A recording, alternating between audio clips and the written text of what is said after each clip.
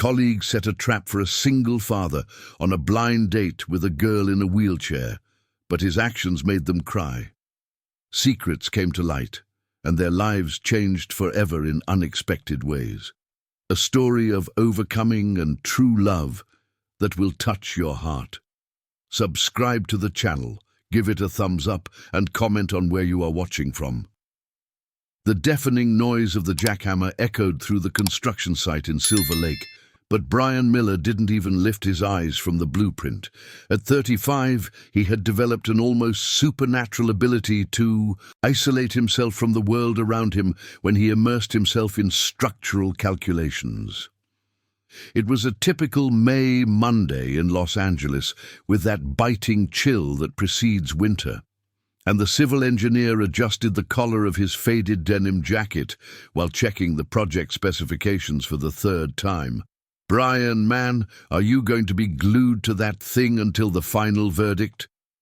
The hoarse voice of Marcelo, the foreman, brought him back to reality. The short, dark-skinned man, with calloused hands from decades in construction, smiled beneath his yellow hard hat. "It's almost 6 in the evening, and you haven't even had lunch properly today."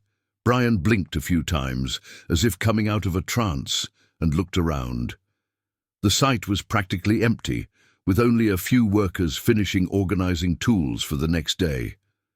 The Los Angeles sky was starting to take on orange hues, and he realized he had completely lost track of time again.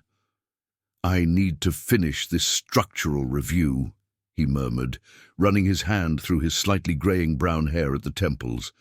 "If I submit it tomorrow with mistakes, the client will cancel the contract."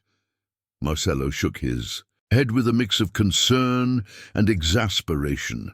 He had known Brian for 5 years, since the engineer joined Miller and Associates, and had noticed how the guy used work as a kind of shield. He was competent, meticulous to the point of obsession, but seemed to carry an invisible weight on his shoulders that made him avoid any unnecessary social interaction. "Look, Brian," said Marcelo, taking off his hard hat and revealing his sweaty grey hair. "You're a smart guy, working like a dog, but when was the last time you went out for a beer? Talked to a woman who wasn't about beams or foundations?" Brian felt his face heat up. This was exactly the kind of conversation he tried to avoid at all costs. He tucked the blueprint into his worn black backpack and started heading toward the gate, hoping Marcelo would take the hint. "I don't have time for that," he grumbled. "Emma is waiting for me at home, and I still need to help her with her math homework." Mentioning his daughter always worked as an effective barrier to end personal conversations.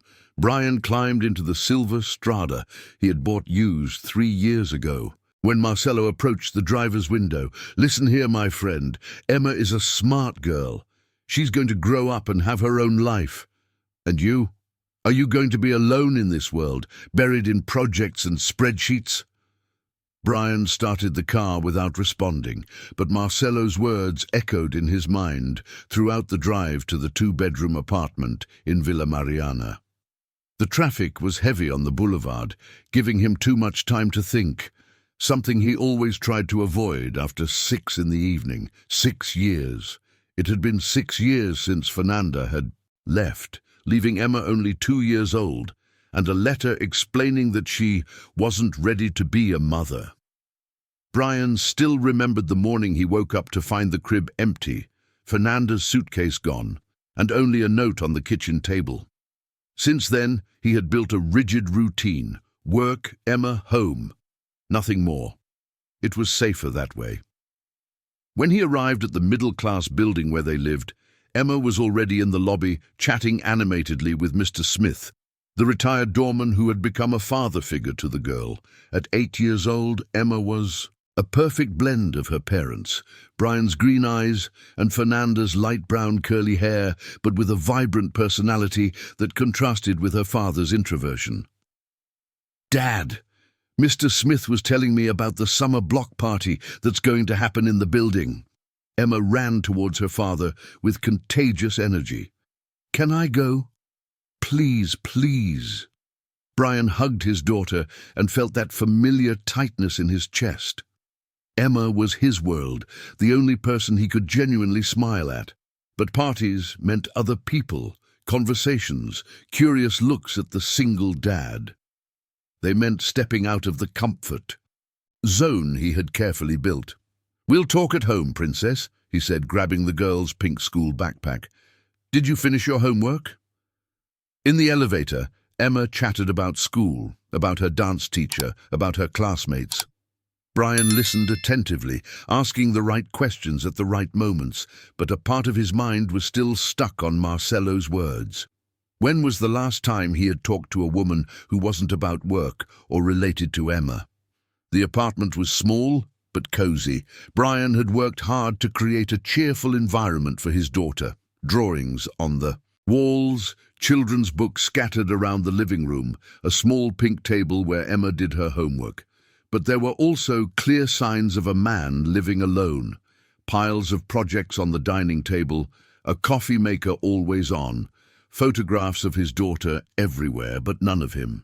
As he prepared dinner, spaghetti with marinara sauce and shredded chicken, one of the few recipes he had learned to make decently, Brian watched Emma drawing at the table in the living room. She was drawing a family, a man, a girl, and a third female figure that she had started to draw but erased several times. "Who is she?" Brian asked, drying his hands on the dish towel. Emma looked at the drawing and then at her father with an expression too serious for an 8-year-old. "It's the mom I imagine you deserve to have," she said simply. Brian felt the air leave his lungs. Emma never talked about Fernanda, never asked why her mother had left, never questioned why it was just the two of them against the world.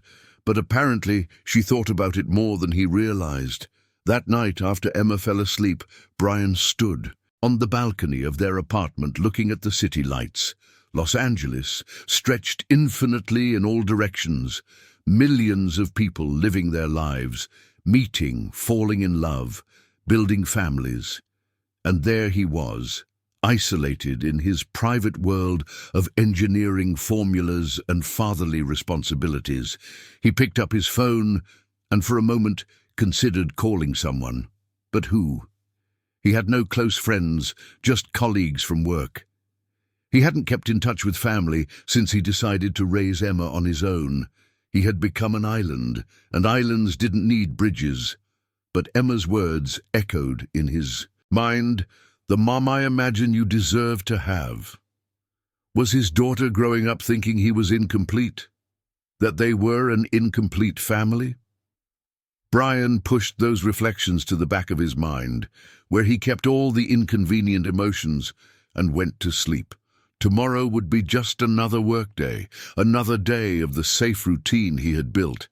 He had no idea that at the construction company where he worked, his colleagues were already scheming something that would completely disrupt this carefully planned routine. The conference room at Miller & Associates buzzed with an unusual energy that Tuesday morning. It wasn't an official meeting, at least it wasn't on the agenda. Around the scratched laminate table, 5 employees whispered like teenagers plotting a prank. The difference was that they were all over 40 and genuinely concerned about a colleague's well-being. "Guys, for heaven's sake, Brian is turning into a ghost," declared Sarah, the 45-year-old administrative assistant, adjusting her thick glasses while flipping through a gossip magazine.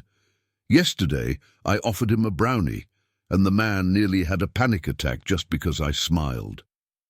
Robert, the senior engineer and Brian's direct supervisor, chuckled softly as he stirred his now cold coffee. Tall and with a prominent belly, Robert was known for his brutal honesty and soft heart when it came to younger employees. "The guy is too competent to be so sad," he said, shaking his grey head. "Do you know how many projects he delivered on time in the last 6 months? All of them. Do you know how many times he showed up at the company happy hour? 0. That's not normal."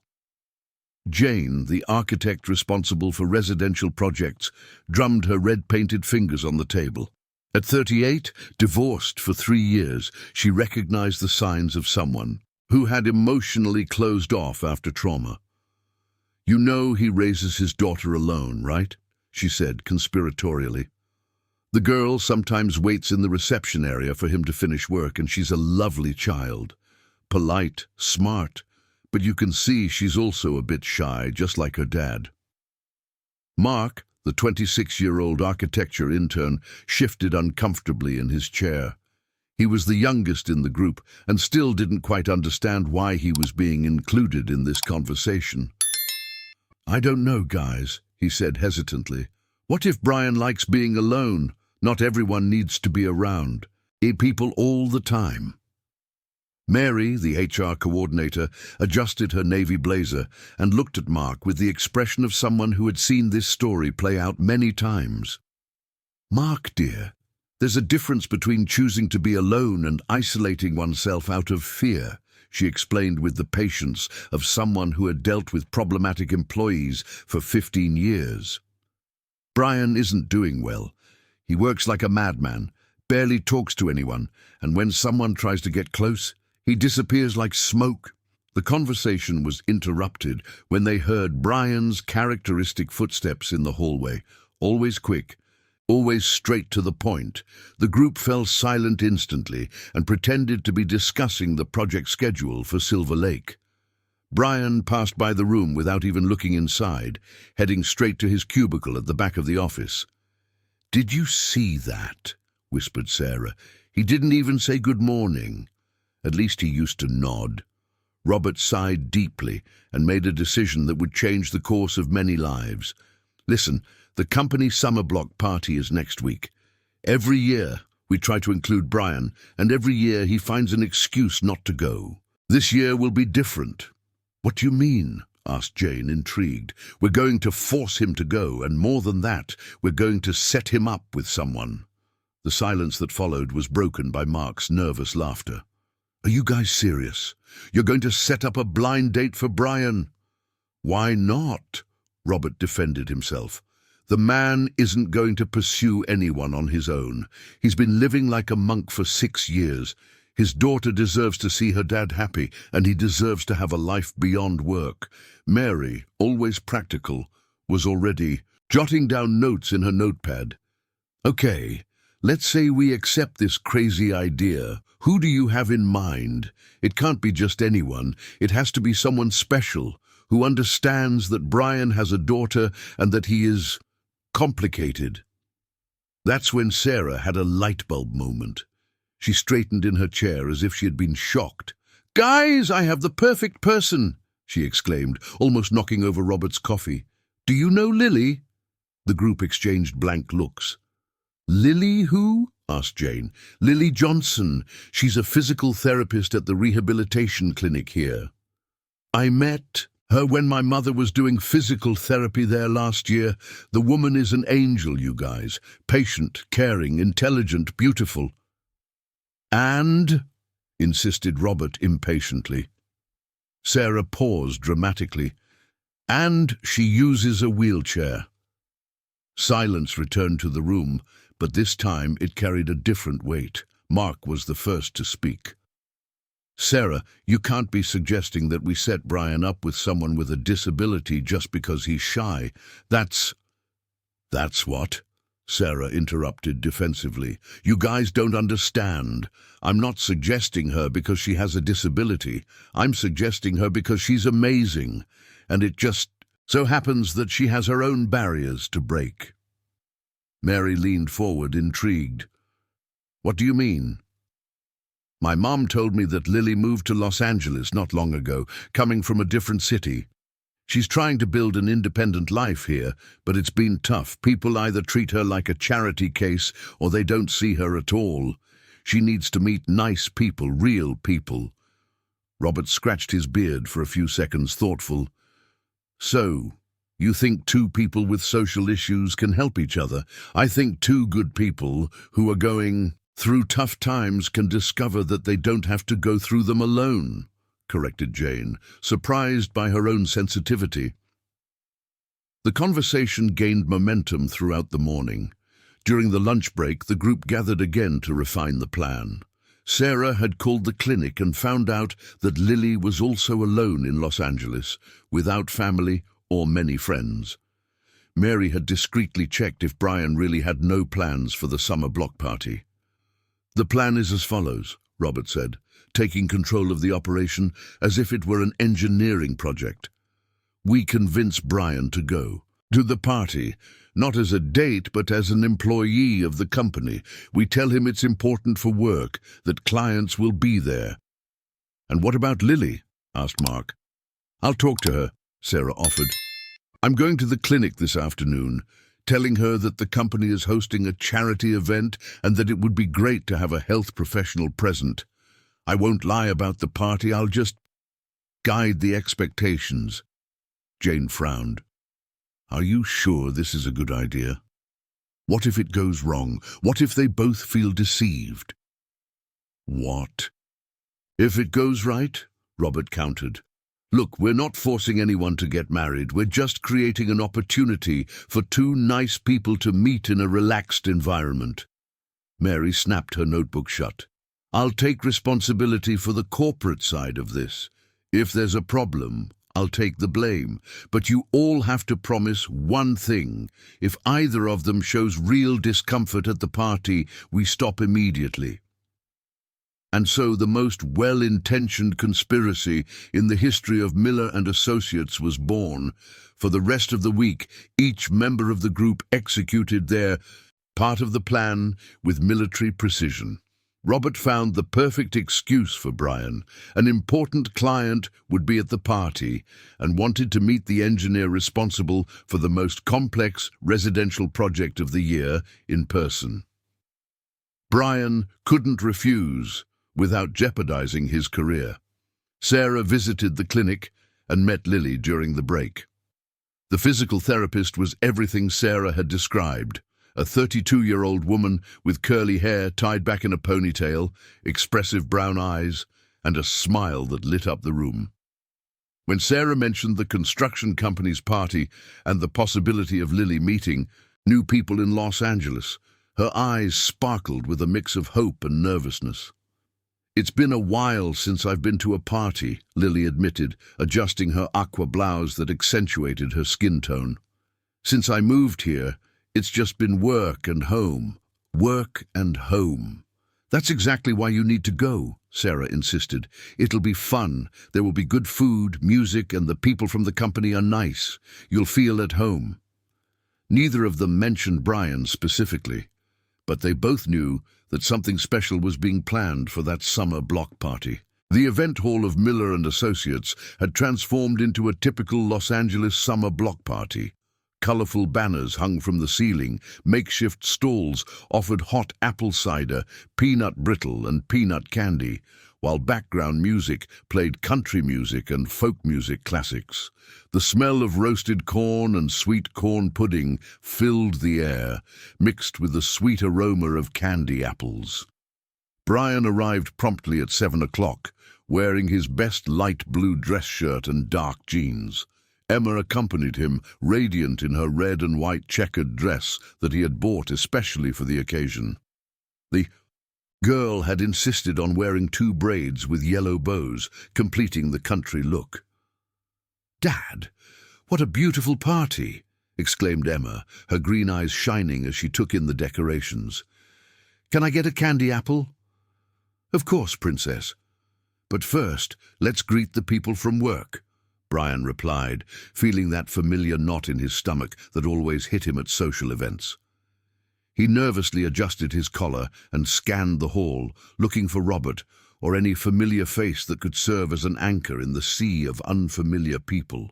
On the other side of the hall, Lily had arrived 15 minutes earlier, pushing her wheelchair with the elegance of someone who had turned mobility into an art form. She wore a vibrant yellow top that beautifully contrasted with her brown skin and a long floral skirt that gracefully spread around the chair. Her curly hair was loose, framing her face naturally and casually.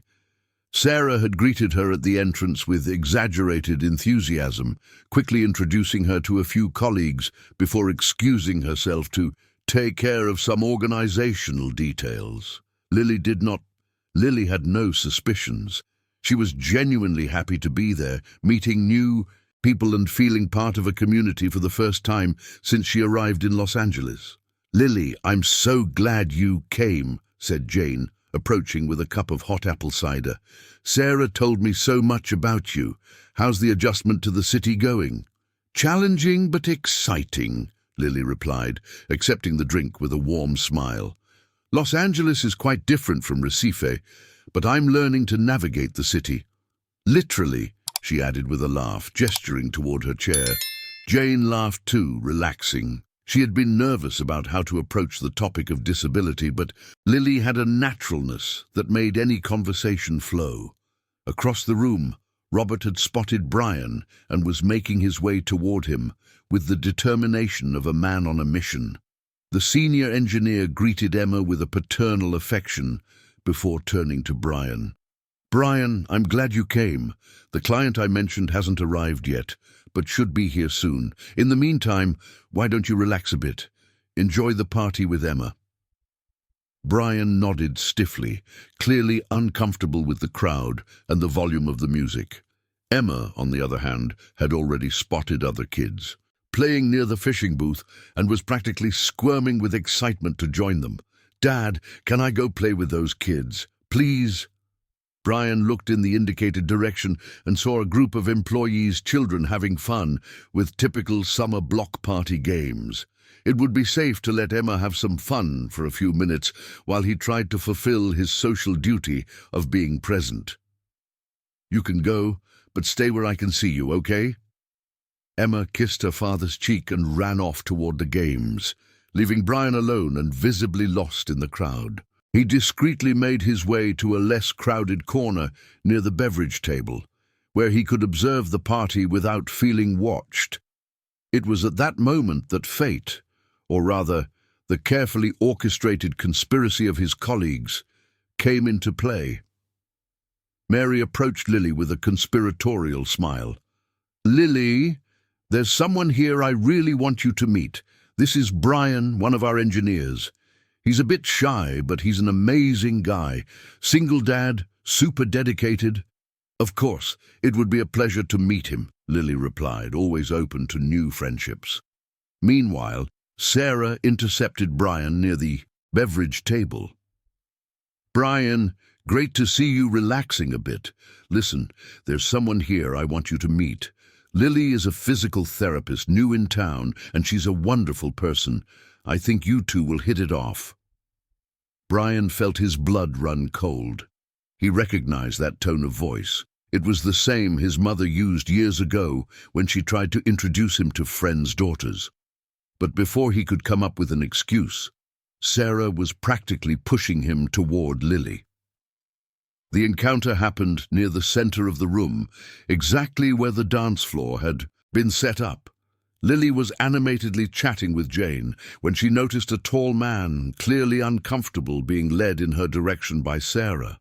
Even from a distance, she could see his tense shoulders and the hint of panic in his green eyes. "Lily, this is Brian, the one I told you about. Brian, this is Lily." The silence that followed was unfavorable for everyone involved. Brian looked at Lily and felt his mind go completely blank. She was beautiful, that was undeniable, but the wheelchair caught him completely off guard. Not that there was anything wrong with it, but no one had prepared him, and Brian was the type of person who needed to mentally prepare for any new situation. Lily, for her part, immediately noticed the look of shock on Brian's face. She had learned to read these reactions over the years. Surprise, followed by embarrassment, followed by polite overcompensation. It was a pattern she knew all too well.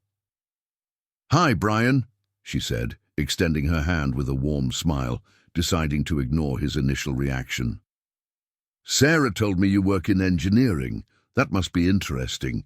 Brian took her hand automatically, feeling how soft and warm it was. For a moment he completely forgot where he was.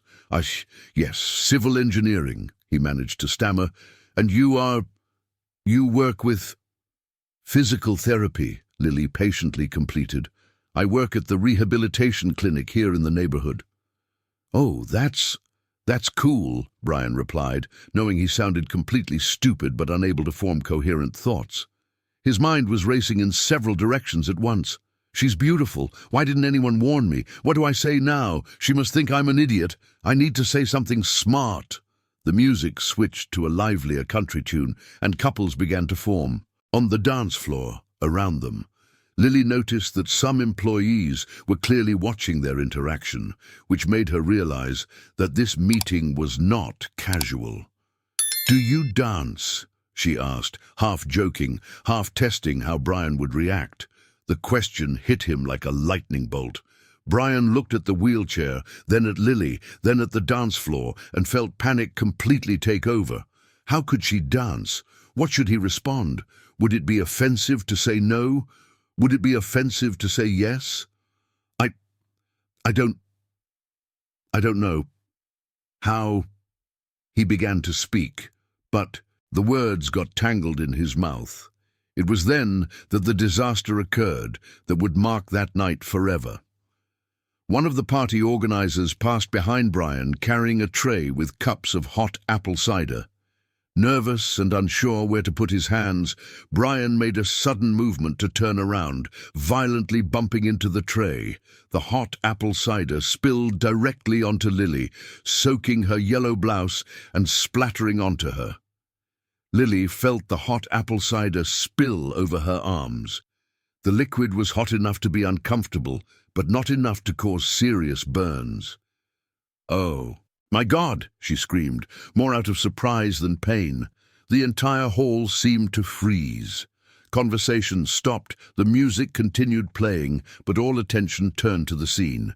Brian looked at Lily, drenched in hot apple cider, at the shocked faces of his colleagues around, at the dark stains on her shirt, and felt as if the ground would open up and swallow him. I'm so sorry. I'm sorry, he stammered. But instead of helping, instead of offering napkins or asking if she was okay, Brian simply ran away, literally ran. He dashed across the hall toward the exit, leaving Lily sitting there dripping hot apple cider in the middle of the dance floor, with dozens of people looking at her with a mix of pity and embarrassment. Emma, who had witnessed the whole scene from afar, ran after her father. Dad, wait, is the girl okay? Aren't you going to help her?" But Brian was already in the parking lot, unlocking the car with trembling hands. He had just starred in the most disastrous encounter of his adult life, and all he could think about was escaping as fast as possible from that humiliation. Inside the hall, Lily remained there, feeling the hot apple cider cool on her clothes as she processed what had happened. Sarah rushed over with napkins. Jane offered her own shirt to change. Robert murmured embarrassed apologies. But Lily was staring at the door through which Brian had disappeared, and a thoughtful expression had replaced the initial shock on her face. She recognized fear when she saw it, and she had just seen a terrified man running not from her, but from himself. The Monday following the summer block party dawned with a particularly grey and cold Los Angeles. In the office of the construction firm, Miller and Associates, the atmosphere was even heavier than the cloudy weather outside. Brian had arrived half an hour earlier than usual, hoping this would give him a chance to hide behind his projects before his colleagues arrived and started the inevitable comments about the party fiasco. It didn't work. Robert was the first to appear, quickly followed by Sarah, Jane, and Mary. The trio of women seemed to have coordinated their arrival, all with expressions ranging from disappointment to anger and embarrassment. Brian tried to focus on the structural calculations in front of him, but he could feel the stares weighing down on his desk. "Brian." Robert's voice wasn't angry, which somehow was worse. It sounded disappointed. "Can we talk?" Brian reluctantly raised his eyes and found his supervisor standing next to his desk, arms crossed. Behind him, Sarah shook her head with a look of disbelief. "Robert, I can explain." "Can you explain how a 35-year-old man runs away from a party after spilling hot drink on a woman?" interrupted Sarah, her voice laden with indignation. "Because I honestly can't understand." Brian felt his face heat up. Around the office, other employees pretended to be focused on their own tasks, but it was obvious that everyone was paying attention to the conversation. "I panicked," Brian admitted quietly. "I don't know what to say. It was terrible, I know." "Terrible," Jane repeated, approaching with her arms crossed over her grey blazer. "Brian, Lily is a wonderful person. She moved to Los Angeles just a few months ago, doesn't know almost anyone, and we brought her to the party promising she would meet nice people. And then you spill hot cider on her and run away, as if she were contagious," Mary added, her professional tone not disguising her irritation. Brian closed his eyes for a moment, feeling the weight of the humiliation from Saturday returning with full force. He had spent the rest of the weekend mentally replaying the scene, feeling more miserable each time. "I know I messed everything up," he said, looking at his own hands. "It wasn't because of her wheelchair. It was because I don't know how to behave in social situations. I've never known." "Then you should have stayed and apologized like an adult," Robert shot back, "instead of leaving the poor girl sitting there soaked, while everyone stared." Brian winced at the mental image. He had imagined that scene dozens of times since Saturday, and each time he felt worse. "How is she? Did she get hurt? Physically?" "No," Carla replied, softening her tone a bit. "But psychologically, Brian, you humiliated her in front of a bunch of people. She felt embarrassed, confused, and probably rejected." The silence that followed was broken by the arrival of Mark, who had missed the beginning of the conversation but quickly picked up on the tense atmosphere. "What's going on here?" the intern asked. "We're trying to figure out how to fix the damage we've done," Mary said with a sigh. "Our attempt to help Brian resulted in a horrible situation for an innocent person." Brian finally raised his eyes and found the disappointed faces of his colleagues. For the first time, he realized that his cowardly escape hadn't just affected Lily, it had disappointed people who genuinely cared about him. "What do you think I should do?" he asked quietly. "To start, you should apologize," Robert said without hesitation. "In person and sincerely." "But how? I don't know where she lives. I don't have her phone. She works at the rehabilitation clinic on Main Street," Carla informed. 15 minutes from here, you can go there during lunch." The idea of going to the clinic made Brian's stomach churn again, but he knew his colleagues were right. Lily didn't deserve to be treated that way, and he needed to take responsibility for his actions.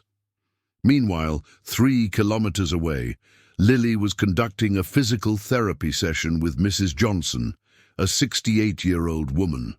Marina was recovering from hip surgery. The rehab center was a cozy space with light blue walls, modern equipment, and a small but dedicated team. "Lily, my dear, you seem a bit distracted today," Mrs. Johnson commented while doing strengthening exercises on the treadmill. "Is something wrong?" Lily smiled, but it was a forced smile. The truth was that she had spent the entire Sunday rethinking the events of the summer block party.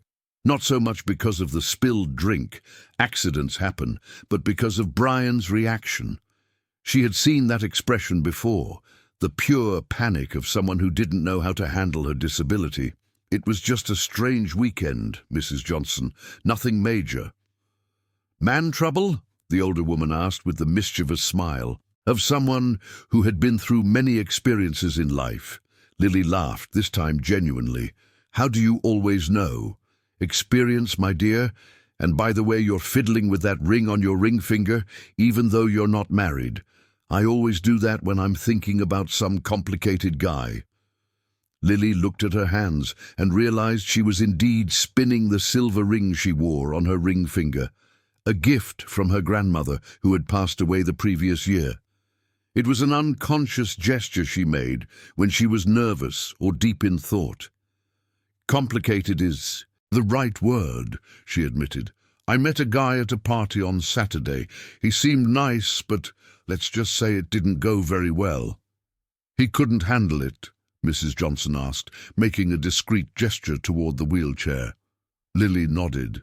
It was one of the things she liked most about Mrs. Johnson. She was straightforward without being intrusive, and she understood the unique challenges that people with disabilities faced in the world of relationships. The problem is, I think he's not a bad person, Lily continued, adjusting the resistance on the equipment. He seemed more scared than rejecting you. No, like he didn't know what to do. And are you thinking about giving him a second chance? I don't know. Maybe, if he had the courage to ask. The conversation was interrupted by the arrival of Letitia, the receptionist at the clinic, who came to inform Lily that she had a phone call. When Lily answered, she found Sarah on the other end of the line.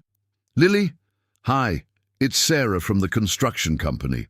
How are you? Hi, Sarah. I'm good. Thanks for asking. Listen, I wanted to apologize in person for what happened on Saturday. Brian, well, he's not a bad person, but he definitely acted like a complete idiot. Lily laughed despite herself. You don't need to apologize for him, Sarah. Accidents happen. The problem is, it wasn't just an accident, was it? He ran off and left you there. That was unforgivable. Lily fell silent for a moment, touching the silver ring again. Sarah, can I ask you something? Did you guys set up that meeting on purpose? There was an awkward pause on the other end of the line. It was our idea, yes. Sorry for not being more direct about it. I thought you two could hit it off, but the execution was terrible. Tell me about him, Lily said, surprising herself with the request. Who is Brian when he's not spilling hot apple cider on people? Sarah was clearly taken aback by the question, but answered honestly. He's complicated. A single dad raising his daughter alone since she was 2. He works like crazy. He's the best engineer we have, but he's also the most isolated. We sometimes forget he's there. He's so quiet. Why do you think we'd get along? Sarah hesitated again. Honestly, because you both seem to be running away from something.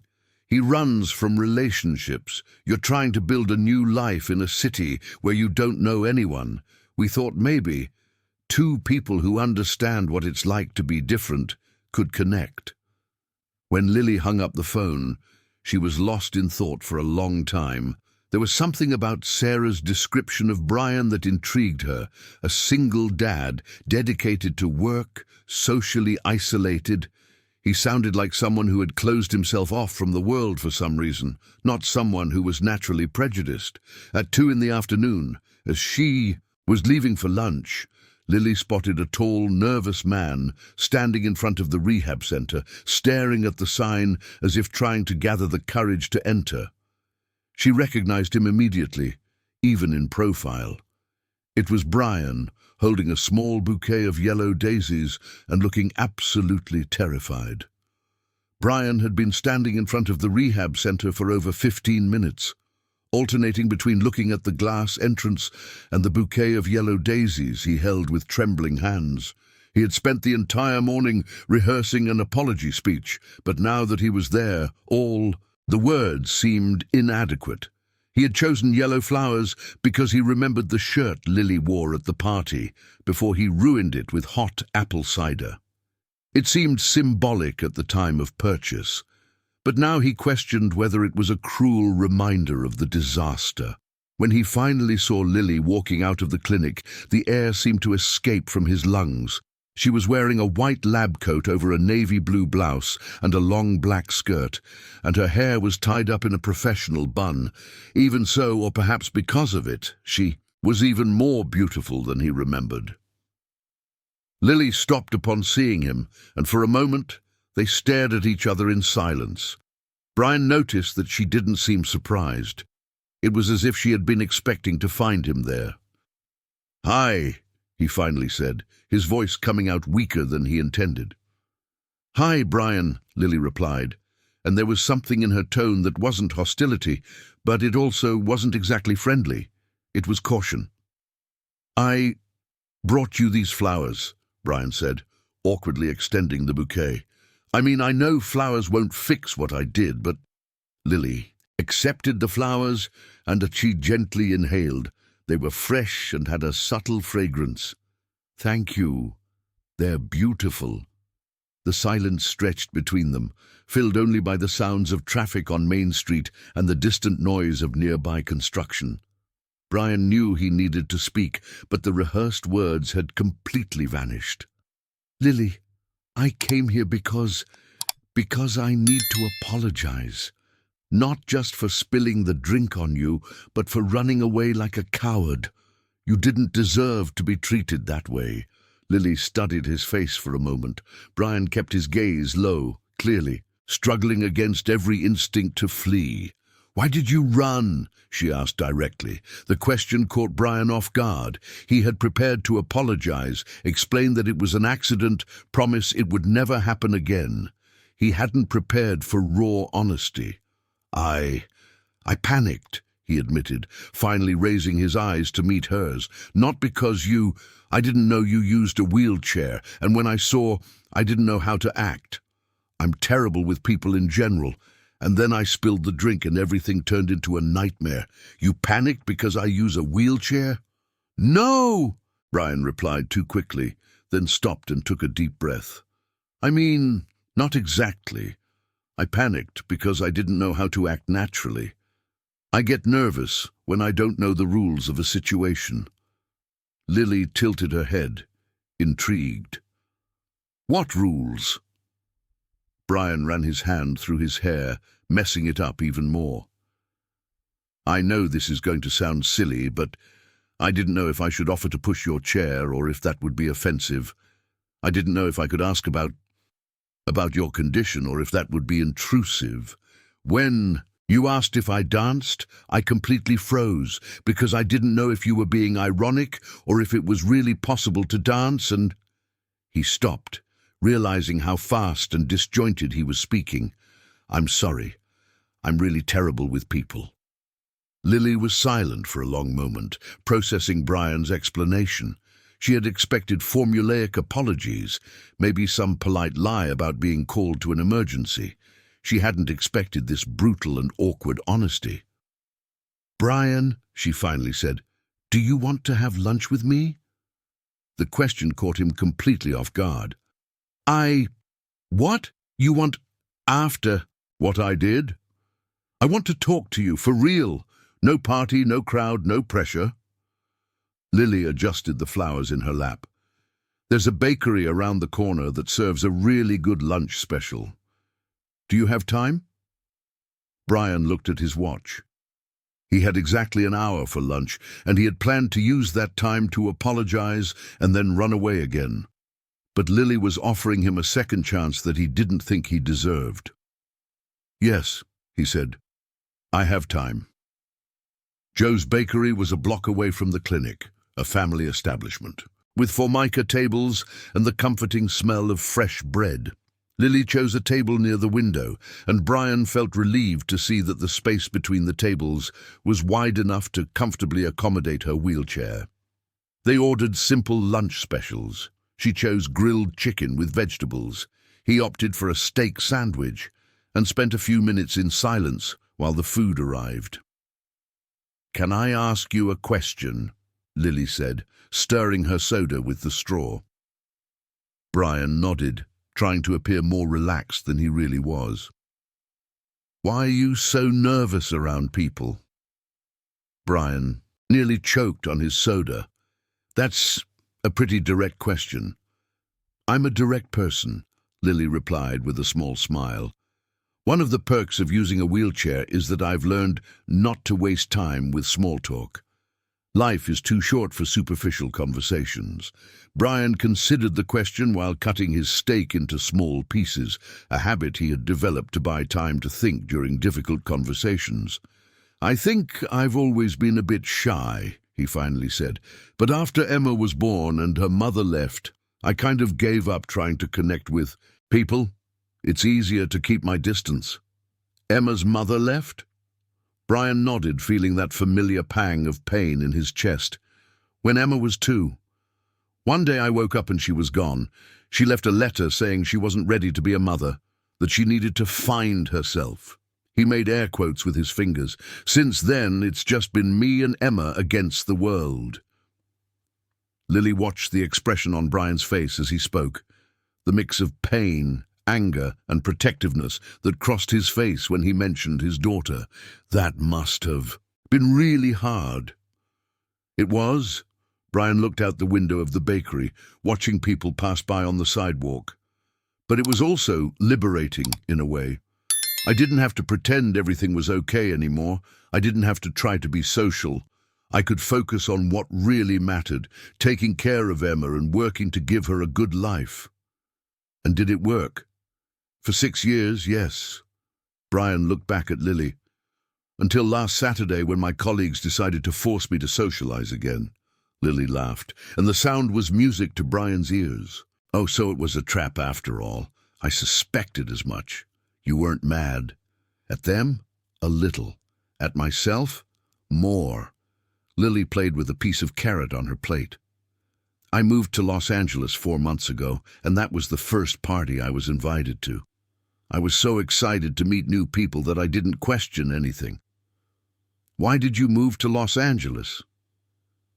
It was Lily's turn to pause, considering how much to reveal. My parents are overprotective, she said carefully. Since my accident, they treat me like I'm made of glass. They moved to a ground-floor apartment, remodeled the whole house for accessibility. My mom wanted to accompany me everywhere. She sighed. I know they do this out of love, but I needed to prove to myself that I could live independently. What kind of accident? Brian asked, and then he turned red. Sorry, that was intrusive. You don't have to. Diving, Lily said simply. I was 16, at Santa Monica Beach with some friends. I miscalculated the depth and hit my vertebrae on a rock. She spoke with the ease of someone who had told this story many times before. Spinal cord injury, T12 complete. Brian didn't know what to say. Anything he thought sounded inappropriate or condescending. That must have been terrifying, he finally said. It was, but it also made me who I am today. Lily locked eyes with him across the table. I learned that life can change in an instant, so every moment we waste in fear is a moment we'll never get back. They finished lunch talking about lighter subjects, his job, her job, the differences between Miami and Los Angeles. Brian discovered that Lily was funny, smart, and surprisingly easy to talk to. She asked direct but non-intrusive questions and had a way of making him feel heard without judgment. When it was time to return to work, Brian genuinely felt sad that the conversation was ending. Lily, he said as they left Joe's bakery, thank you for giving me a second chance today. I know I didn't deserve it. Everyone deserves second chances, Brian, she replied, adjusting the yellow flowers she had placed in a water bottle. The question is what we do with them. Brian watched her roll away toward the clinic, pushing her chair with efficient and graceful movements. For the first time in 6 years, he found himself thinking that maybe, just maybe, it was worth trying to open up to the world again. He didn't notice that Lily stopped at the clinic door and looked back, watching him until he disappeared around the corner.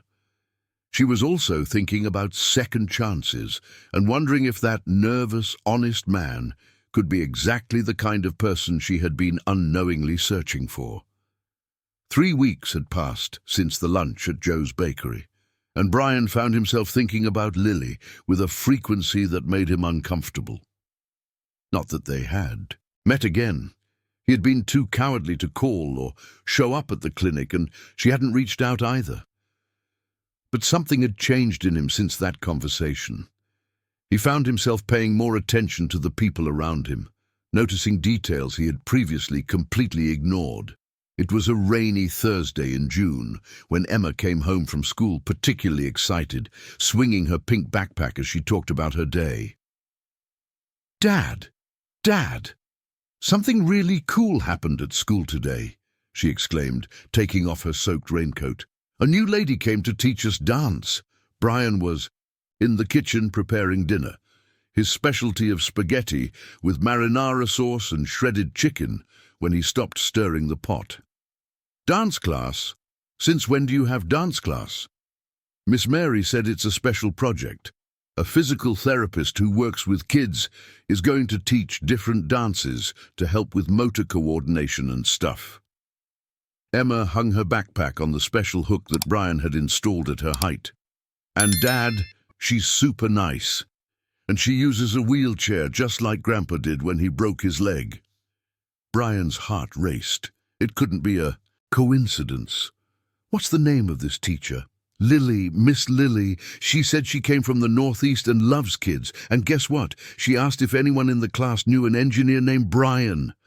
Brian almost dropped the spoon he was holding. She asked about me?" "She did. I told her you're my dad and that you're the best engineer in Los Angeles." Emma smiled proudly. Then she looked a little strange and asked if you were going to the dance presentation we're doing next month. "Presentation?" "Yeah, we're going to perform a special dance for the parents. Miss Lily said she would adapt the steps so everyone could participate, even her." Emma started demonstrating some moves she had obviously learned that day. "You're going, right, Dad? Please." Brian found himself at a familiar crossroads, the desire to support Emma against his instinct to avoid social situations. But this time, there was a new element in the equation, the possibility of seeing Lily again. "Of course I will, Princess. I wouldn't miss it for the world." The next morning, Brian made an impulsive decision. Instead of having lunch at the office like he always did, he walked to Emma's school during recess. Lincoln Elementary School was a 10-minute walk from the construction company, an old but well-maintained building with a large courtyard surrounded by trees. When he arrived, he found kids playing on the playground under the supervision of the teachers. It didn't take long to locate Lily. She was sitting under a fruit tree, surrounded by a group of fascinated children who were asking questions about her wheelchair. "Miss Lily, how do you go upstairs?" asked a boy with spiky hair. "I use elevators or ramps, Jake, and when there aren't any, I ask someone for help," Lily replied with infinite patience. "Does it hurt to walk?" asked a girl with braids. "No, Lily, I don't feel anything in my legs, so it doesn't hurt. It's different, not bad." "Can you drive?" "I can. My car has special adaptations on the pedals." Emma was in the group, and she was the first to spot Brian. "Dad! Dad, look, it's Miss Lily!" she shouted, waving energetically. Lily looked in the direction indicated, and her eyes met Brian's across the courtyard. She smiled, a genuine smile without traces of the caution she had shown at lunch weeks before. Brian approached the group, feeling the curious eyes of the children on him. "Hi," he said, addressing Lily. "Emma told me about the dance classes." "Hi, Brian." Lily turned to the kids. "Everyone, this is Emma's dad. He's an engineer." "Do you build skyscrapers?" asked Jake, immediately interested. "I do. Houses, buildings, bridges." "That's cool. Can you build a giant ramp for Miss Lily?" The kids laughed, and Brian noticed that Lily was laughing too. There was something magical about the way she interacted with them, pure naturalness, without condescension or artificiality. "Actually," Lily said, "Brian probably knows more about ramps than I do. Engineers need to think about accessibility when designing buildings." Brian was surprised by her knowledge. "You know about accessibility standards?" "I learned out of necessity," Lily replied. "After I started using a wheelchair, I realized how most places weren't designed for people like me.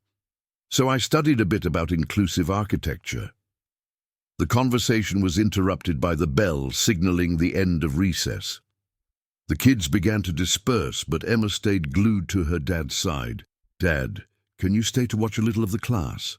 she asked with those pleading green eyes that Brian could never resist. Brian looked at Lily, who nodded. "You can stay if you want. I'm teaching them to adapt a circle dance." Brian followed her to a spacious room that had been cleared for activities. He sat in a chair at the back and watched Lily lead the class with natural authority and genuine care. She had created a choreography that allowed all the kids to participate equally, including a boy who used crutches due to a congenital disability.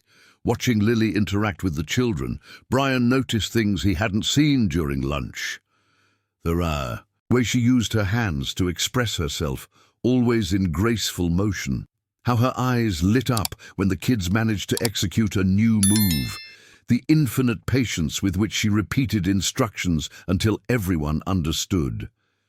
Emma was radiant, clearly loving being the center of attention, with her dad watching the class. She put extra effort into her movements and constantly turned to make sure Brian was paying attention. When the class ended, the kids ran off to their next activities, leaving Brian and Lily alone in the room. "You're amazing with them," Brian said sincerely. "They're easy to handle. Kids don't have prejudices. They just accept differences as a natural part of life." Lily began to pack away the portable sound equipment she had brought. Adults are much more complicated. Brian felt a pang of guilt, remembering his own reaction at the party. "Lily, about that day—" "Brian," she gently interrupted, "we don't need to keep going back to that topic. We're here now, talking normally. That's what matters." He watched her carefully coil the microphone cable. "Can I ask one thing? Why did you decide to teach here?" Lily paused, considering her answer. "Because I needed to do something that reminded me why I chose to be a physical therapist. Working at the clinic is rewarding, but here I can prevent future problems, teach the kids to have body awareness, to move with confidence." She looked around the empty room. "And also, because I was feeling lonely in Los Angeles, working with kids makes me feel useful." Brian completely understood that feeling. "Emma talks about you all the time since the classes started," he said. "I think you've become a kind of hero to her. She's a special child, very mature for her age, very empathetic." Lily looked directly at him. "She worries about you, you know." "Worries? How so?" "She asked me if I thought you were sad. She said she sometimes sees you looking out the window as if you've lost something important." Brian felt a tightness in his chest. He thought he had been successful in hiding his melancholy from Emma. "I don't want her to worry about me. She's already been through too much for an 8-year-old. Maybe she worries because she loves you and wants to see you happy," Lily suggested gently. "Sometimes the people we love the most are the ones who see our pain most clearly." They walked together to the school gate, where Brian needed to say goodbye to return to work. Along the way, Lily shared her plans for the presentation next month, how she wanted to involve the parents in the choreography, creating a special moment for the whole school community. "It will be in the school auditorium on the last Friday of the month," she said. "I hope you can come." "I'll be there," Brian promised, and this time there was no hesitation in his voice. When they said goodbye at the gate, Brian realized he had spent an entire hour talking with Lily without feeling a single moment of social anxiety. It was as if the presence of the children, the familiar school environment, and her naturalness had created a safe bubble where he could just be himself. Walking back to the office, Brian realized he was looking forward to the dance recital, not with the paralyzing anxiety he usually felt in social events, but with genuine anticipation. He wanted to see Emma shine on stage, but he also wanted to see Lily leading that show she had created with so much care. For the first time in years, Brian was beginning to realize that there might be a difference between being alone by choice and being alone out of fear. And Lily, without even knowing it. The last Friday of June arrived with a surprisingly sunny Los Angeles, as if the city had decided to cooperate for the special day. Brian left work early, something he rarely did, and went to pick up Emma from school with a mix of nerves and excitement he hadn't felt in years. "Dad, did you see my recital outfit?" Emma asked in the car, adjusting for the 10th time the yellow dress with embroidered details that Brian had specially bought for the occasion. "Miss Lily said yellow is the color of joy." "You look beautiful, Princess," Brian replied. "Nervous?" "A little bit. But Miss Lily said that being nervous is normal, that even professional artists get nervous before performing." Emma swung her legs, which still couldn't reach the floor of the car. "She said that the important thing is to feel love for what we're doing." Brian smiled. Lily had clearly become much more than a dance teacher for Emma. She had become a role model, someone whose words carried weight and wisdom. When they arrived at the school, the auditorium was already filling up with parents, mothers, grandmothers, and younger siblings. Brian recognized some faces from previous school meetings, but as always, he headed to a discreet spot in the back where he could watch the performance without feeling observed. It didn't work. Emma appeared 5 minutes later, dragging him by the hand. "Dad, come here. I want to introduce you to my friend's parents." Before Brian could protest, he found himself in the middle of a group of parents animatedly discussing the performance. To his surprise, the conversation flowed naturally. Everyone was there for the same reason, to support their children, and that created common ground that even Brian could navigate. "Your job is engineering, right?" asked Sandra, Jake's mother. "My husband works in construction too. You must know each other from the industry." "It's possible," Brian replied, gradually relaxing. "Which company does he work for?" The conversation continued until the lights in the auditorium dimmed partially, signaling that the performance was about to begin. Brian found a spot in the 3rd row with a good view of the stage and felt that familiar mix of paternal pride and anxiety. Lily appeared on stage, gracefully pushing her wheelchair, wearing a long royal blue dress that accentuated her brown skin. Her hair was loose, falling in natural waves over her shoulders, and she smiled with a radiant confidence that lit up the entire auditorium. "Good evening, families," she said into the microphone, her voice carrying perfectly to the back of the auditorium. "My name is Lily Johnson, and for the past month I have had the privilege of working with your children on this very special project." Brian leaned forward, captivated not only by her appearance, but by the way she commanded the attention of the entire audience effortlessly. "When I proposed this project to the school," Lily continued, "my goal was to show the children that art and movement are for everyone, regardless of the physical differences we may have. Today, they are going to show you that limitations exist only in our minds." The curtain opened to reveal the children positioned on stage. Emma was in the front row, radiant and focused. Beside her, Jake held his crutches with a proud posture. In the center of the stage, 3 children Brian didn't know were positioned in borrowed wheelchairs from the school, ready to demonstrate that mobility was just a matter of creativity. The music began, a modern version of a traditional folk song, and the children started to move. Brian was mesmerized. The choreography that Lily had created was pure magic. Each child had movements adapted to their abilities, but all integrated perfectly, creating a visual harmony that was both inclusive and impressive. Emma twirled and moved with a grace Brian had never seen before, her arms creating fluid shapes in the air as she followed the steps that Lily had taught.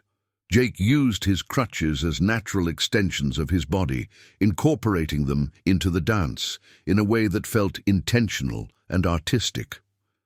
The children in wheelchairs moved in circular formations, creating patterns that were unique and beautiful. In the middle of the performance, Lily joined the children on stage. Brian watched, fascinated, as she maneuvered her wheelchair with movements that were pure dance. She spun, moved in circles, and even executed a kind of élevé, lifting the front wheels of her chair in time with the music. But it was the ending that truly touched Brian's heart. The music faded to almost a whisper, and one by one, the children positioned themselves around Lily. Emma approached her and, following a clearly rehearsed choreography, sat on the floor beside the chair, resting her head on Lily's arm, as if it were the most natural thing in the world. Other children followed suit, some sitting, others kneeling, creating a final tableau where all physical differences harmonized into an image of acceptance and pure love. When the music ended, the silence lasted only a second before the auditorium erupted in applause. Brian found himself standing, clapping, with tears in his eyes, without even realizing when they had started to fall. It was not just pride in his daughter, it was something much deeper. It was the sudden understanding that he had spent years building unnecessary walls, isolating himself from human connections that could enrich not only his life, but Emma's as well. After the performance, there was a reception at the school with a potluck organized by the parents. Brian would usually make up an excuse to leave quickly, but this time he found himself genuinely interested in staying, in congratulating not only Emma, but Lily.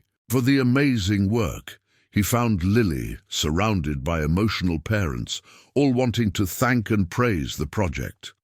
When he finally managed to approach her, she looked at him with a smile that made him feel like he was the only person in the room.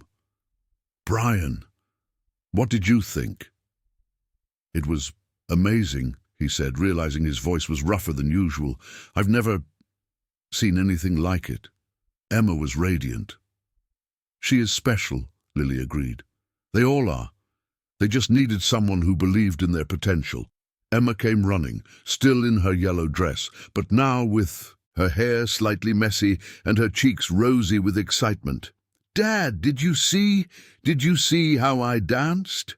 "I did, Princess. You were perfect." Emma turned to Lily. "Miss Lily, my dad liked it. He even cried."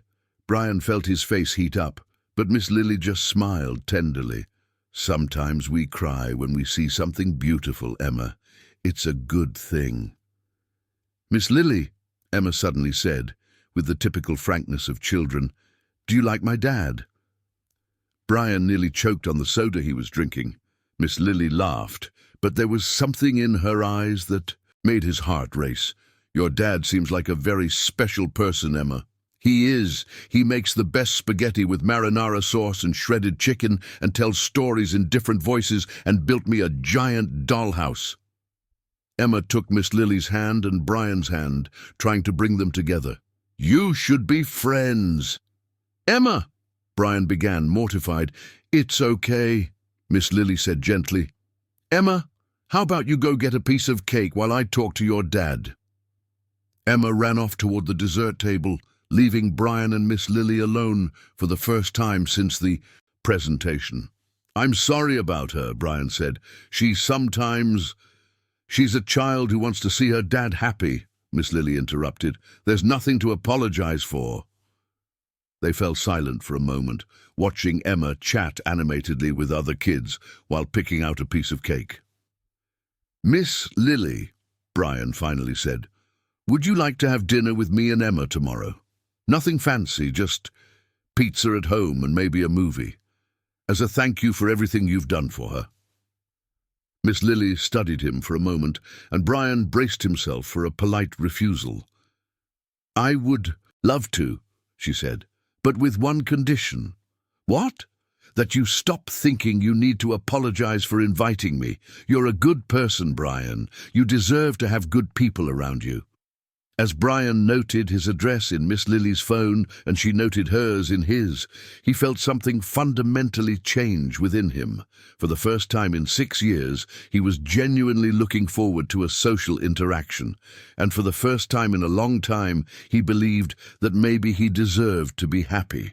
Saturday dawned with Brian in a mix of anxiety and excitement that he hadn't felt since before Sarah left. He had spent the entire morning cleaning the apartment with obsessive meticulousness, moving furniture to ensure that Miss Lily could move freely with her wheelchair, and then moving it again because he thought he had overdone the rearrangement. Emma, on the other hand, was in a state of pure euphoria since she woke up. "Dad, does Miss Lily like Coke or Sprite? What if she doesn't like pepperoni pizza? Did you buy diet soda? My first-grade teacher used a wheelchair and only drank diet soda," she chattered while helping Brian. "Set the plates on the table." "Princess, breathe," Brian said, laughing despite his own nervousness. "Miss Lily seems like a calm person. I'm sure everything will be fine." "You're nervous, aren't you, Dad?" Emma asked with that uncanny perception that children sometimes have. Brian stopped folding the napkins and looked at his daughter. "A little. It's been a while since we've had visitors." "Since never," Emma corrected. "We never have visitors." The observation hit Brian like a punch to the gut. It was true. In 6 years living in that apartment, they had never had anyone over for dinner. No co-workers, no friends, no relatives. Just the two of them, always. "Well," he said, hugging Emma, "then today is a special day."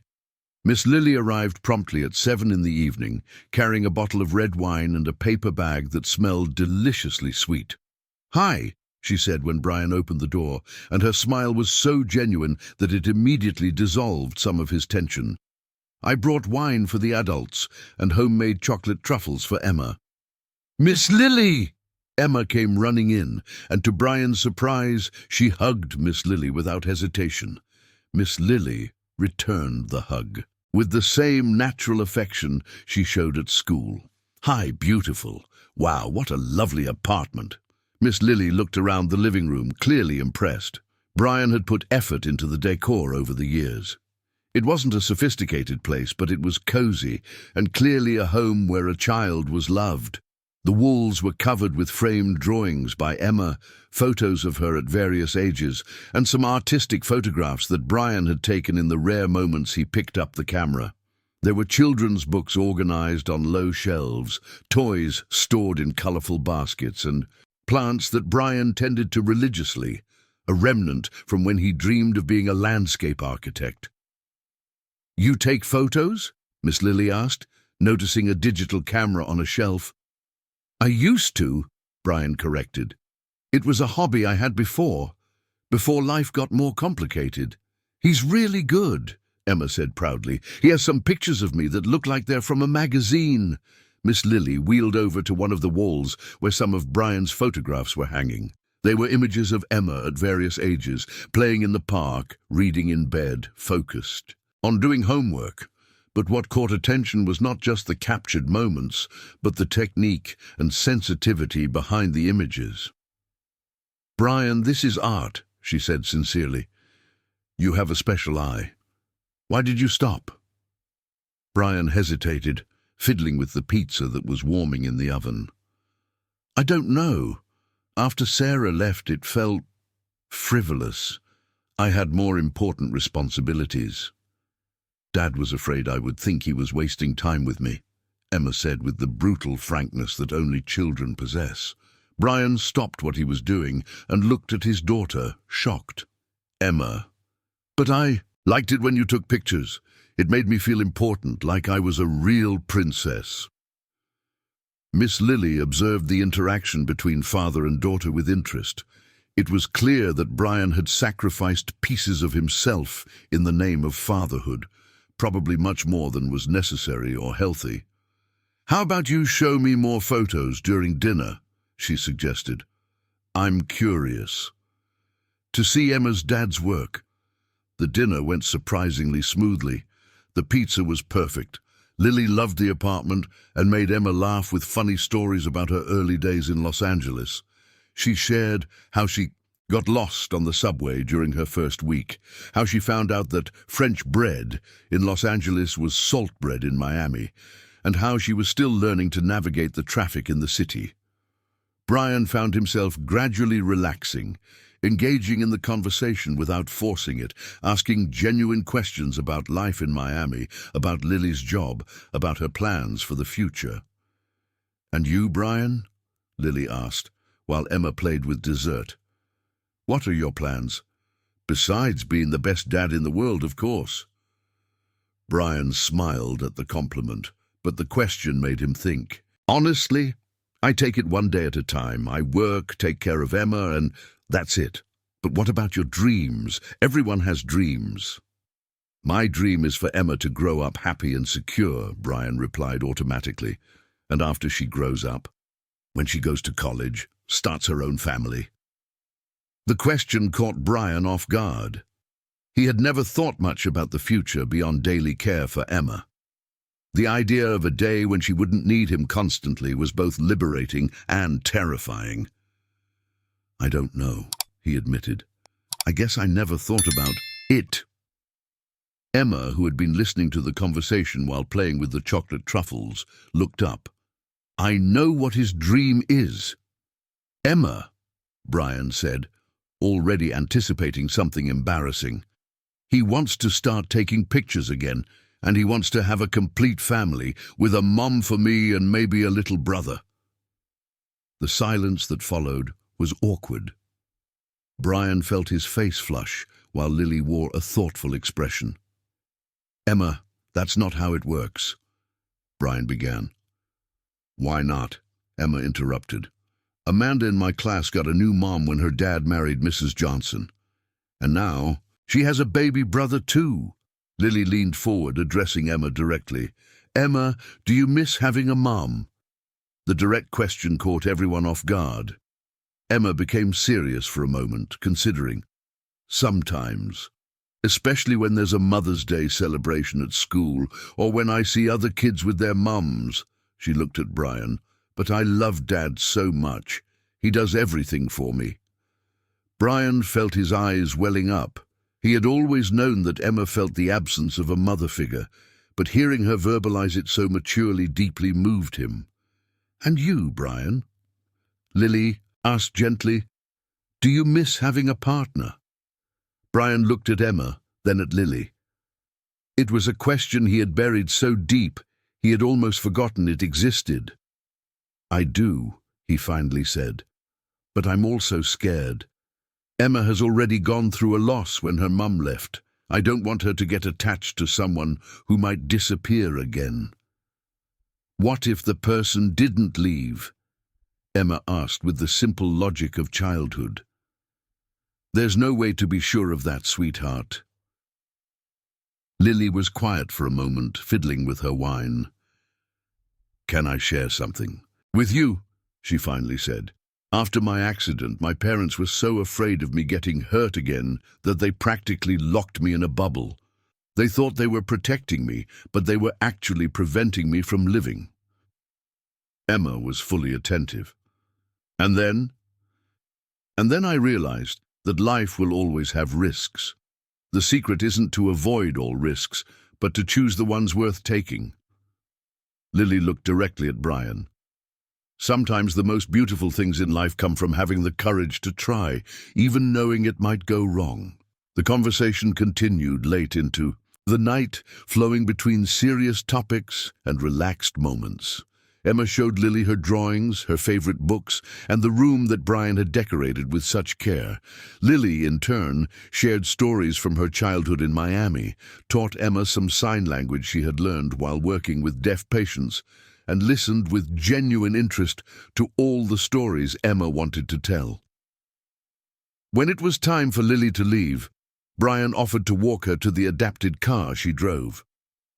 Brian, she said when they reached the parking lot, thank you for tonight. It's been a long time since I felt so welcomed. Thank you for everything you've done for Emma and for reminding me how nice it is to have company. Lily started the car and rolled down the window. Brian, can I ask you something? Of course. Start taking pictures again. Emma is right. You have talent, and everyone deserves to have something that is just theirs, something that brings joy. As he watched Lily drive away, Brian realized that something fundamental had changed that night.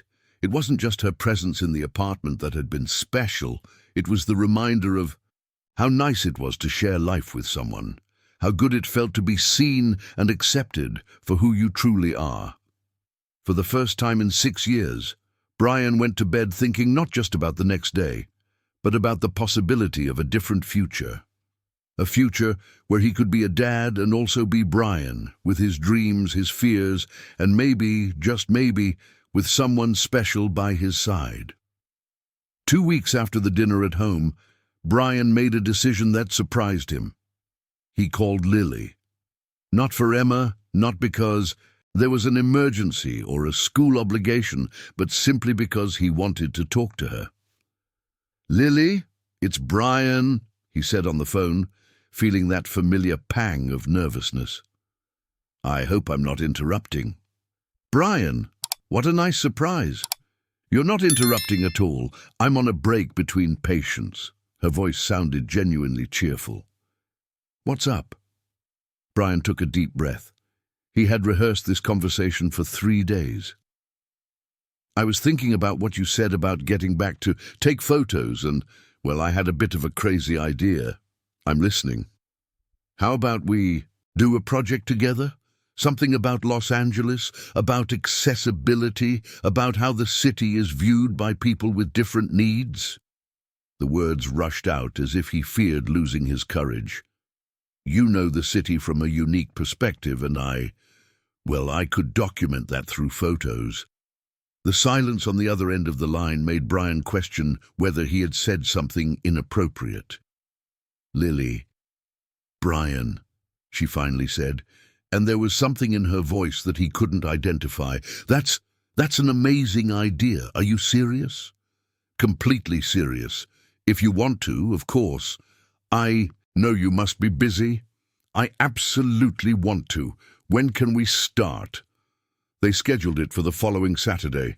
Brian spent the entire week organizing photography equipment he hadn't used in years, cleaning lenses, testing settings. He'd forgotten how exciting it was to have a creative project, something beyond the day-to-day responsibilities. Emma was thrilled with the idea. "Dad, can I be your assistant? Please, I promise I'll be quiet and help with the heavy stuff." Brian laughed at his daughter's excitement. "You can be our official assistant, but only if Lily agrees." On Saturday, they met at the Silver Lake subway station. Lily had suggested starting there because it was an area she loved, but it also presented several accessibility challenges. She arrived with a backpack full of notes and a notebook where she had mapped specific points she wanted to showcase. "Ready to see Los Angeles through different eyes?" she asked, smiling as she adjusted the camera that Brian had brought for her to try out. Emma ran ahead, carrying a small backpack with extra equipment, feeling extremely important in her official assistant role. The first location Lily chose was a famous art gallery in the area. From the outside, it seemed completely accessible, but as they got closer, the details became obvious. "See that ramp?" Lily pointed out. "It looks perfect, right? But the slope is wrong. It's too steep for someone to go up alone in a manual wheelchair." Brian began to take photos, capturing not only the problematic ramp, but also Lily's expression as she explained the issue. There was something powerful in the image. A beautiful, determined woman pointing to an invisible barrier to those who didn't have to think about such things. "And that door?" Emma asked, always curious. "Good question. The door is wide enough, but it doesn't have an automatic opener. For me, I have to ask for help every time I want to go in or out." Brian continued photographing, but also began to see the city in a completely different light. Every step, every door, every public restroom gained a new dimension when viewed through Lily's perspective. They spent the entire morning exploring the neighborhood. Lily took them to places she loved. A bookstore where the owner had created makeshift ramps with wood, a cafe that had adapted tables and a braille menu, a park where she sometimes came to relax because the paths were perfectly accessible. But she also showed them the challenges: sidewalks with holes that made navigation dangerous, establishments with unnecessary steps, restrooms that existed on paper but were too small for a wheelchair in practice. "Brian," she said when they stopped for lunch at a diner she had recently discovered, "can I tell you something?" "Of course."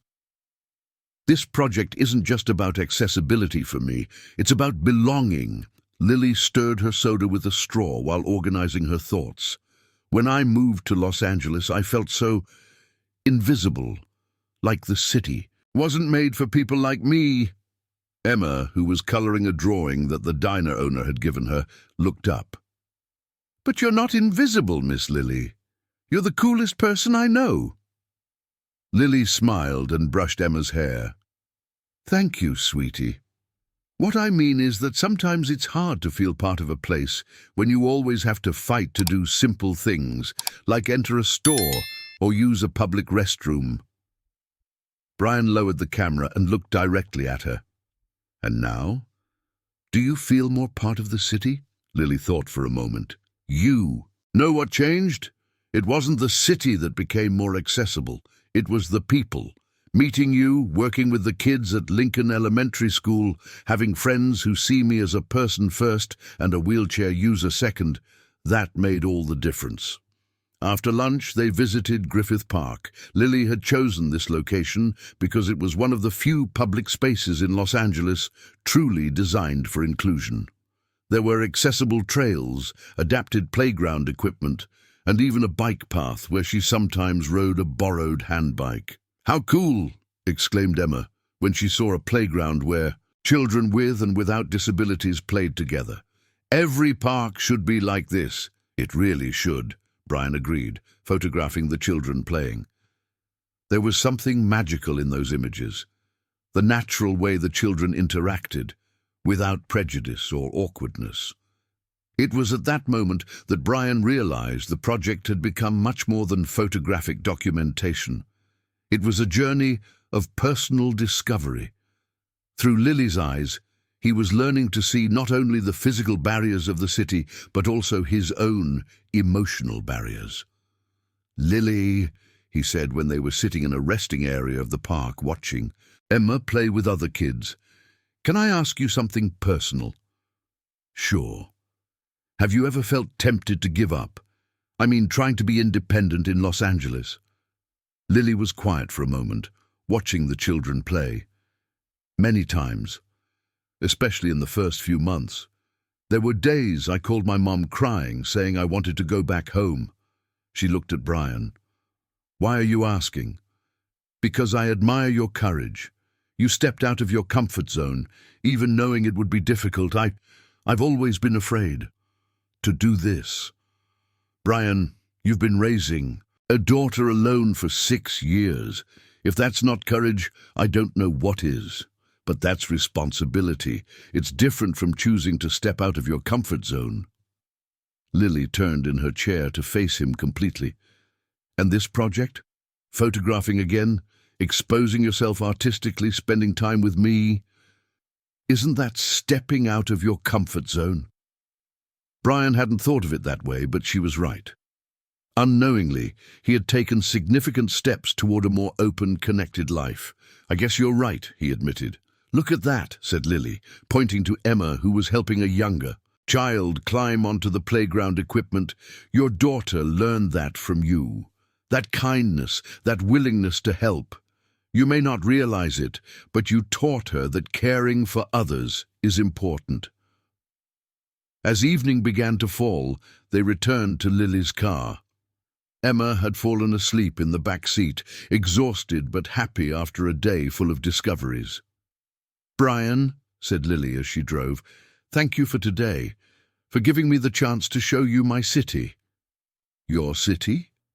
"Yes. Today I realized that Los Angeles is my city, not because it's perfect, but because there are people who make me feel like I belong here." Brian looked at Emma sleeping in the back seat, then at Lily, confidently navigating the city streets. He felt something stirring in his chest, a sensation he hadn't experienced in a long time. It was hope. Hope that maybe he could belong somewhere again, and that this place could include Lily. When she dropped them off at home, Brian said goodbye with a promise to continue the project the following week. But they both knew that something had changed that day. It was no longer just about photography or accessibility. It was about two people discovering that some of life's best things happen when we have the courage to open our hearts to unexpected possibilities. December arrived in Los Angeles, bringing with it that characteristic humid heat of the Californian summer and the approach of the holiday season.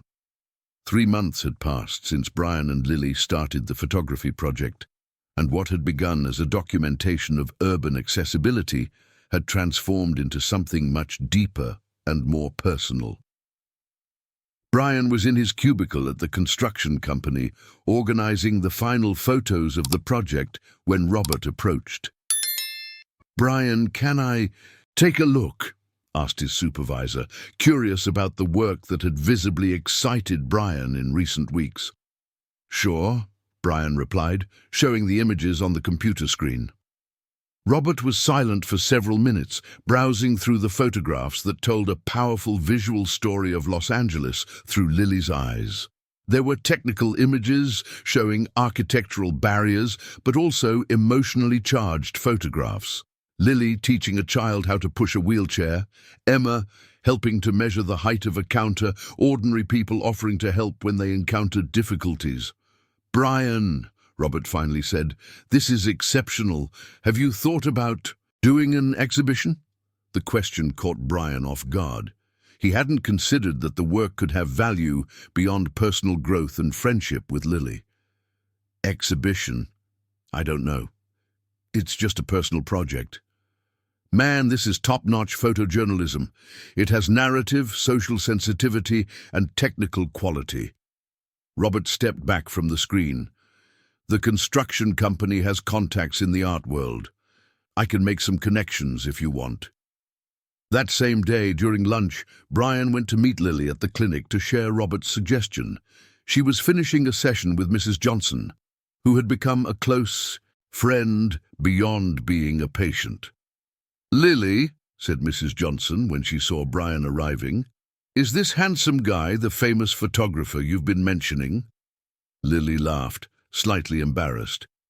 "Mrs. Johnson, this is Brian. Brian, this is Mrs. Johnson, the most talkative patient I've ever had." "Talkative, nothing. I'm just happy to see my favorite physical therapist smiling more lately," the lady retorted with a playful wink. After Mrs. Johnson said her goodbyes, Brian told Lily about the conversation with Robert. To his surprise, she was more excited than he was. "Brian, this is amazing. You have to accept." "I don't know.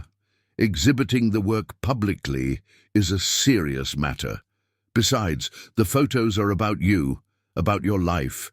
You should decide if you want them to be seen by others." Lily held his hand, a gesture that had become natural between them in recent weeks. "Brian, these photographs tell an important story. If they can help others better understand the challenges of accessibility or inspire someone to make changes, then they need to be seen." That's how, 2 weeks before Christmas, Brian found himself in a small but respected gallery in Silver Lake, helping to set up an exhibition titled Los Angeles for All, a journey of discovery. The gallery had been excited about the project and offered space for a month-long show. Emma was absolutely radiant, running around the gallery and telling anyone who would listen that her dad was the most talented photographer in Los Angeles.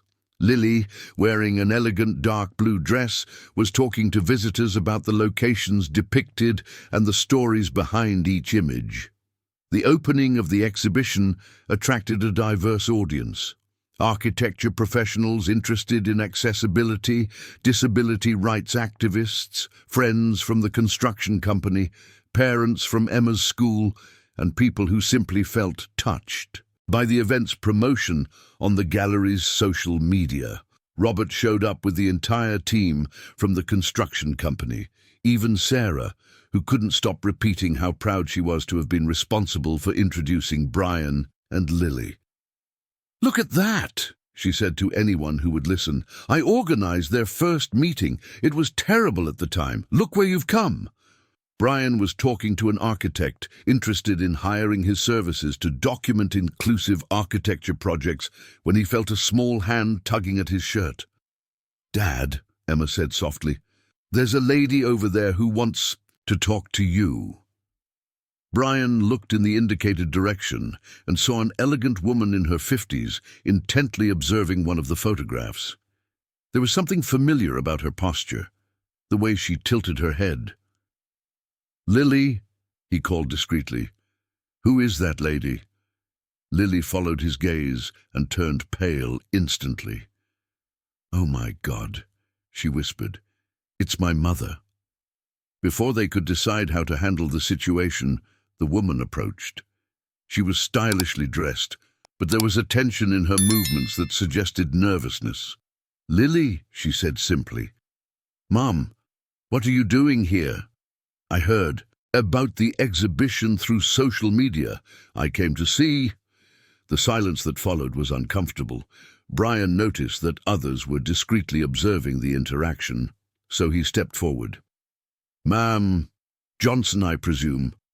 I'm Brian, the photographer. It's a pleasure to meet you." Lily's mother studied him for a moment before shaking his extended hand.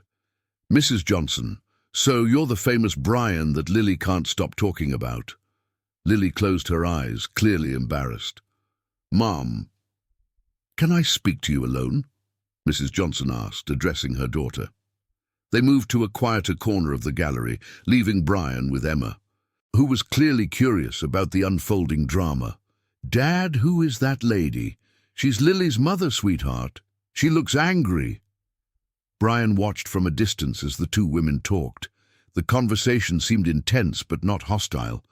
Lily was gesturing as she spoke, clearly explaining something important, while her mother listened with an expression that gradually shifted from apprehension to something closer to understanding. After about 15 minutes, they returned. Mrs. Johnson had tears in her eyes but was smiling.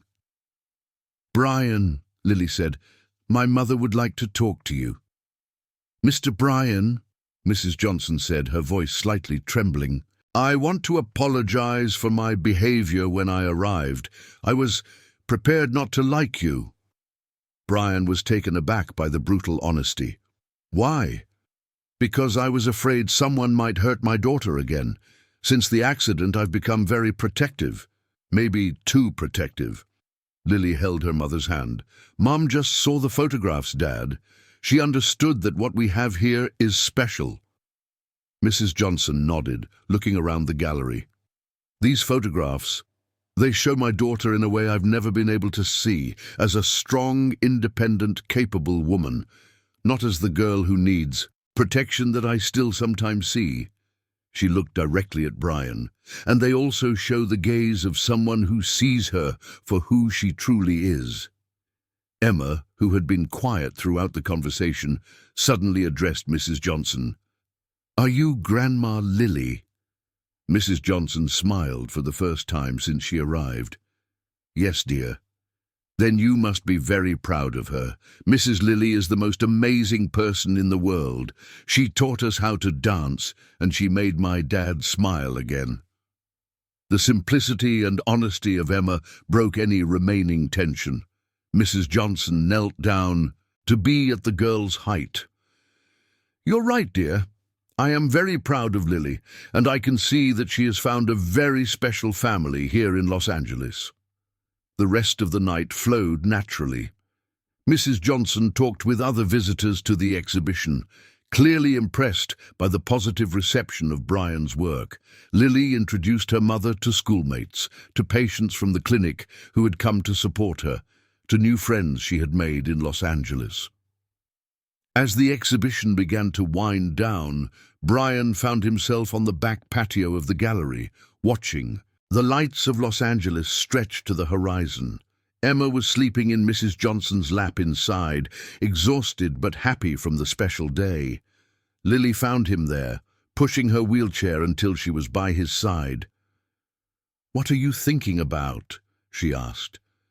"How quickly life can change," Brian replied. 6 months ago, I was a completely different person. isolated, focused only on work and Emma, with no plans for the future. And now, Brian looked at her, this extraordinary woman who had entered his life so unexpectedly and transformed it completely. Now I have plans. I want to keep photographing. I want to do more projects like this. I want Emma to grow up seeing that it's possible to have dreams beyond responsibilities. He paused. And I want you to be part of those plans if you want. Lily smiled, that radiant smile that had become Brian's favorite thing in the whole world. Brian, I came to Los Angeles seeking independence and freedom. I never imagined I would find a family. They stood there for a few more minutes, watching the city that had become the backdrop for both of their rebirths. When they finally returned inside a gallery, they found Emma still sleeping in Mrs. Johnson's lap, who was quietly talking to Robert about the possibility of more exhibitions. As Brian carefully transferred Emma to his own arms, Lily said goodbye to her mother with a long, tight hug. "Mum, thank you for coming, for giving all of this a chance. Thank you, my daughter, for reminding me that letting the people we love grow sometimes means letting them fly." As they left the gallery that night, Brian, Lily and Emma walked together to the car.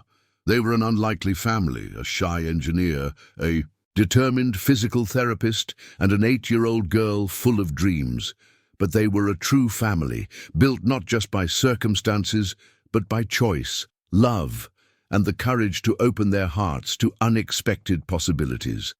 And as Brian drove through the streets of Los Angeles with the two most important people in his life, he knew that was not the end of a story, but the beginning of many others. Stories of love, growth, discoveries, and above all, of two people who had learned that the best things in life happen when we have enough courage to believe that we deserve to be happy. The classmates who had set that trap at the summer block party could not have imagined that their well-intentioned plan would result in something so beautiful and lasting. They had cried that night in the gallery, not out of sadness, but from a deep joy upon realizing that sometimes the best miracles begin with the simplest gestures of love and hope.